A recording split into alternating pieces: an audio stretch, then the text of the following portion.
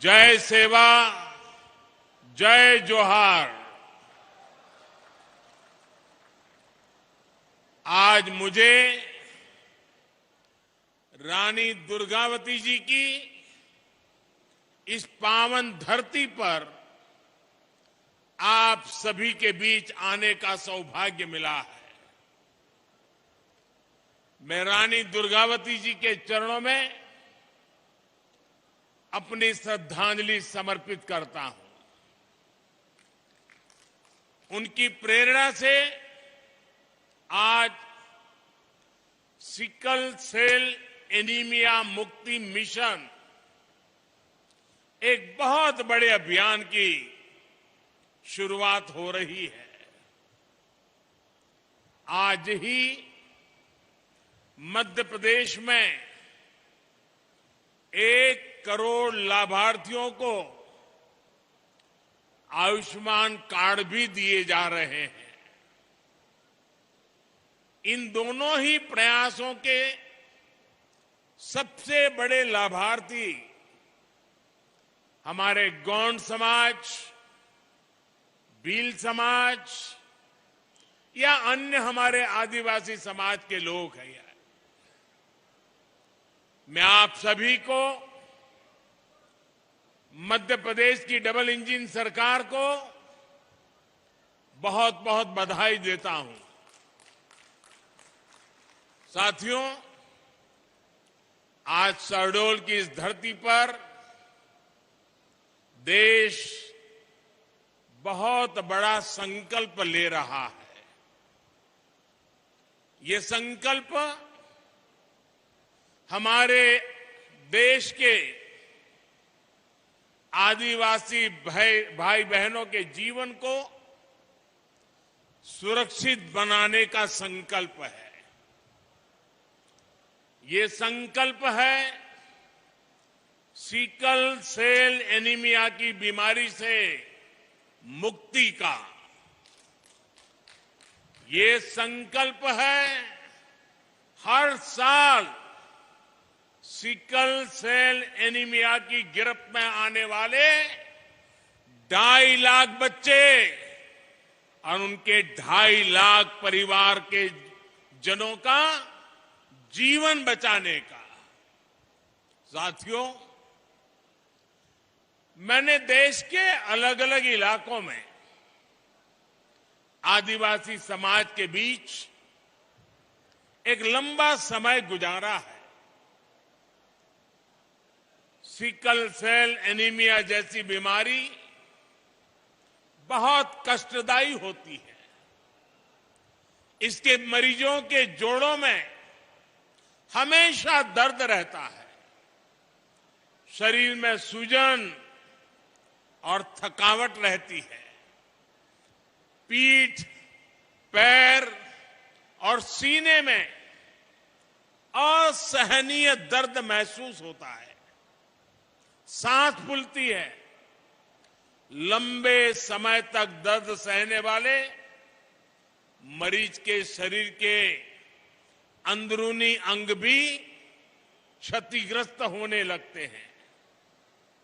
ये बीमारी परिवारों को भी बिखेर देती है।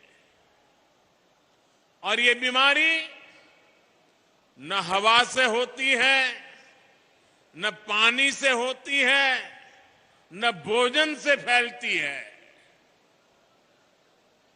ये बीमारी ऐसी है जो माता पिता से ही बच्चे में ये बीमारी आ सकती है। ये आनुवंशिक है। और इस बीमारी के साथ जो बच्चे जन्म लेते हैं वो पूरी जिंदगी चुनौतियों से जूझते रहते हैं। साथियों, पूरी दुनिया में सिकल सेल एनीमिया के जितने मामले होते हैं उनमें से आधे 50% अकेले हमारे देश में होते हैं। लेकिन दुर्भाग्य की बात है कि पिछले 70 सालों में कभी इसकी चिंता नहीं हुई। इससे निपटने के लिए कोई ठोस प्लान नहीं बनाया गया। इससे प्रभावित ज्यादातर लोग आदिवासी समाज के थे। आदिवासी समाज के प्रति बेरुखी के चलते पहले की सरकारों के लिए ये कोई मुद्दा ही नहीं था।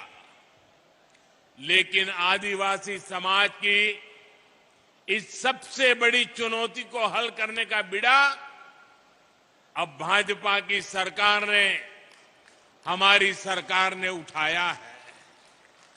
हमारे लिए आदिवासी समाज सिर्फ एक सरकारी आंकड़ा नहीं है, ये हमारे लिए संवेदनशीलता का विषय है, भावनात्मक विषय है। जब मैं पहली बार गुजरात का मुख्यमंत्री बना था, उसके भी बहुत पहले से मैं इस दिशा में प्रयास कर रहा हूं। हमारे जो गवर्नर है श्रीमान मंगूभाई, आदिवासी परिवार के होनहार नेता रहे हैं। करीब 50 साल से मैं और मंगूभाई आदिवासी इलाकों में एक साथ काम करते रहे हैं और हम आदिवासी परिवारों में जाकर के इस बीमारी को कैसे रास्ते निकले, कैसे जागरूकता लाई जाए, उस पर लगातार काम करते थे। जब मैं गुजरात का मुख्यमंत्री बना, उसके बाद भी मैंने वहां इससे जुड़े कई अभियान शुरू किए। जब प्रधानमंत्री बनने के बाद मैं जापान की यात्रा पर गया तो मैंने वहां नोबेल पुरस्कार जीतने वाले एक वैज्ञानिक से मुलाकात की थी। मुझे पता चला था कि वो वैज्ञानिक सिकल सेल बीमारी पर बहुत रिसर्च कर चुके हैं। मैंने उस जापानी वैज्ञानिक से भी सिकल सेल एनीमिया के इलाज में मदद मांगी थी। साथियों, सिकल सेल एनीमिया से मुक्ति का यह अभियान अमृत काल का प्रमुख मिशन बनेगा और मुझे विश्वास है जब देश आजादी के 100 साल मनाएगा, 2047 तक हम सब मिलकर के एक मिशन मोड में अभियान चला करके ये सिकल सेल एनीमिया से हमारे आदिवासी परिवारों को मुक्ति दिलाएंगे, देश को मुक्ति दिलाएंगे। और इसके लिए हम सबको अपना दायित्व निभाना होगा। ये जरूरी है कि सरकार हो, स्वास्थ्य कर्मी हो, आदिवासी हो, सभी तालमेल के साथ काम करें।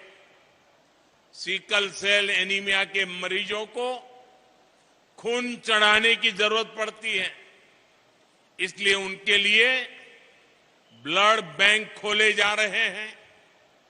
उनके इलाज के लिए बोन मैरो ट्रांसप्लांट की सुविधा बढ़ाई जा रही है। सिकल सेल एनीमिया के मरीजों की स्क्रीनिंग कितनी जरूरी है, ये आप भी जानते हैं। बिना किसी बाहरी लक्षण के भी कोई भी सिकल सेल का कैरियर हो सकता है। ऐसे लोग अनजाने में अपने बच्चों को ये बीमारी दे सकते हैं। इसलिए इसका पता लगाने के लिए जांच कराना, स्क्रीनिंग कराना बहुत आवश्यक है। जांच नहीं कराने पर हो सकता है कि लंबे समय तक इस बीमारी का मरीज को पता नहीं चले।